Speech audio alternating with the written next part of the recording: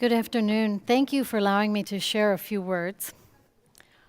When I first heard about the World Congress on Snow and Mountain Tourism, I thought of home. My first job was in the tourism sector. As a child in Alaska, in a small town at the foot of a mountain, I was part of a dance troupe that performed for visitors in the summertime. That town, called Haines, is near the Tlingit village, Klukwan, where my ancestors lived off the land for generations. Every summer, the influx of tourists meant work for my cousins, my sister, and me, but also the native artisans who carved totem poles and the fishers who smoked their salmon. Tourism allowed for workers in other sectors to supplement their incomes and continue living in our rural area. That early experience inspires me in the work I do today. I'm here to talk to you about a global initiative called the Mountain Partnership. Today, my presentation will cover some of the current challenges in mountains, how mountain products and services such as tourism contribute to livelihoods, and what the Mountain Partnership is doing to help communities overcome challenges. Whether we live at sea level or the highest of elevations, we're connected to mountains in more ways than we can imagine. They cover nearly a quarter of the Earth's land surface and are home to 13% of its population. Mountains are the water towers of the world. All the major rivers, from the Rio Grande to the Nile, have their headwaters in mountains. As a consequence, people rely on mountain water to grow food, produce electricity, sustain industries, and most importantly, to drink. Mountains are storehouses of biodiversity, home to an almost infinite variety of plants and animals that are used for food and medicine. The UN Environment Program estimates that 15 to 20% of tourism goes to mountain destinations. We know that there are huge differences, from millions of tourists visiting the Alps to very few to the mountains in Central Asia or West Africa. So mountains have important economic, environmental, social, and cultural values. Yet mountain peoples are among the world's poorest and hungriest. The reality is different from what you see in resorts in the developed countries. In fact, 91% of the people who live in mountain regions live in developing countries. Over the last 20 years or so, the UN has acknowledged the need for work on mountains.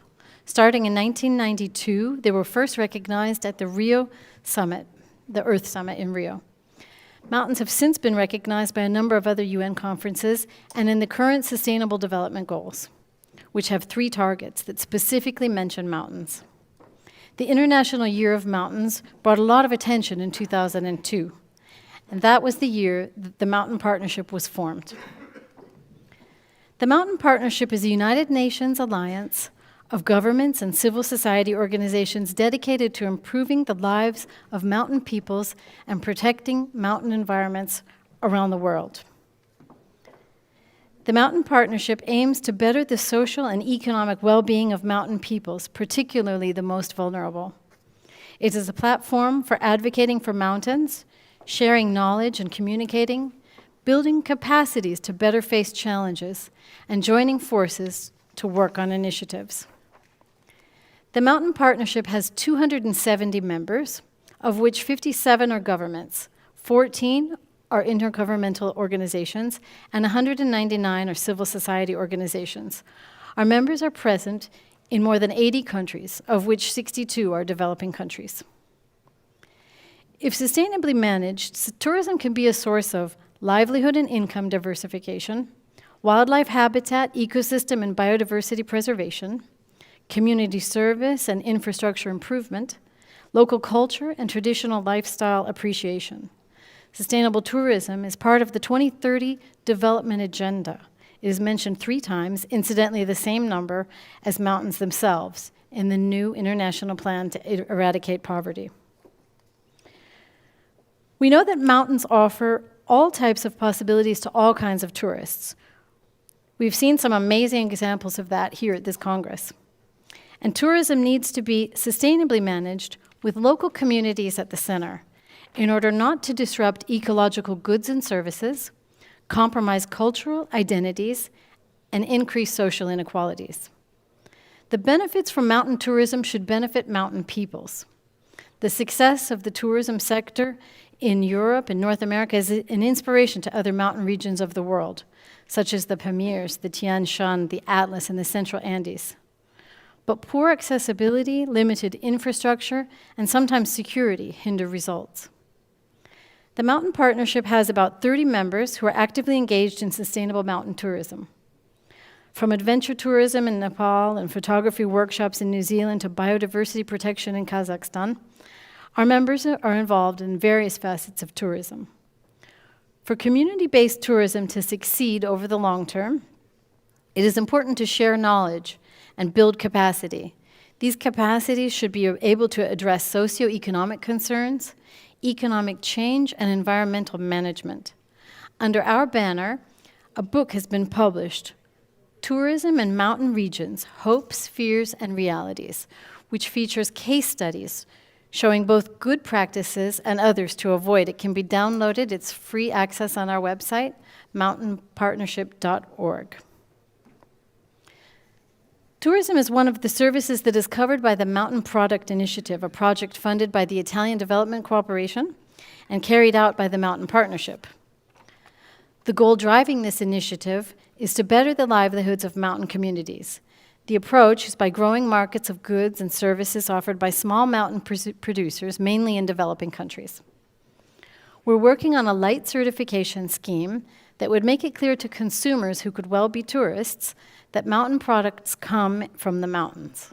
According to the surveys we've conducted so far, a mountain label would convey quality, which would increase the product's attractiveness and create greater demand. The resulting boost in producers' incomes is expected to improve livelihoods and reduce hunger and malnutrition. Tourism is also a way of drawing larger markets to mountain communities and bringing visibility to local traditions, as I learned as a child in Alaska. We know the situation is dire. We have recently released a report called Mapping the Vulnerability of Mountain Peoples to Food Insecurity. According to this assessment of hunger in the mountainous areas of developing countries, 1 out of 3 people is vulnerable to food insecurity. This compares to 1 out of 8 at global level. If we look at rural mountainous areas alone, the situation is even worse. A shocking 45% is vulnerable to hunger and faces poverty and malnutrition. But that is not the only problem.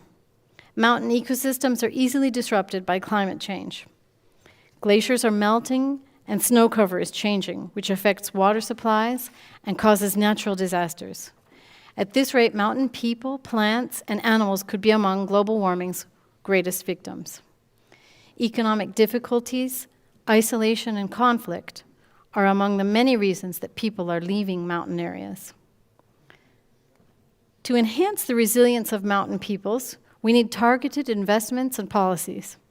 The Mountain Partnership is now proposing a facility to support sustainable development projects in mountains. We know that investing in sustainable development in mountain communities and conserving mountain ecosystems would have downstream effects. The facility will gather resource partners to provide grants to strengthen the capacity of mountain communities in the areas of food security and nutrition, climate change, disaster risk reduction, natural resource management, and decision-making. The idea is to have a strong alliance of donors who can slow the outmigration from mountain areas and break the poverty cycle and hunger in mountain communities. We invite you to join our campaign to bring visibility to mountains. You can join the government and organizations around the world that celebrate International Mountain Day by holding an event such as a conference, a sporting competition, an art show, or whatever inspires you on December 11th. FAO is the lead UN agency for this annual celebration of mountains.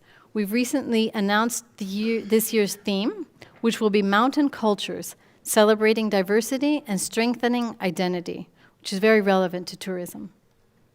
It's a great chance to raise public awareness about mountains. If you decide to hold an event, please be sure to tell us about it so we can share it on our website.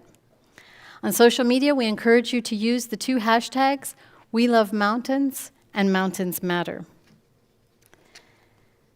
Sustainable global development requires partnerships and investment, and successful investments consider all dimensions of sustainability: economic, social, and environmental.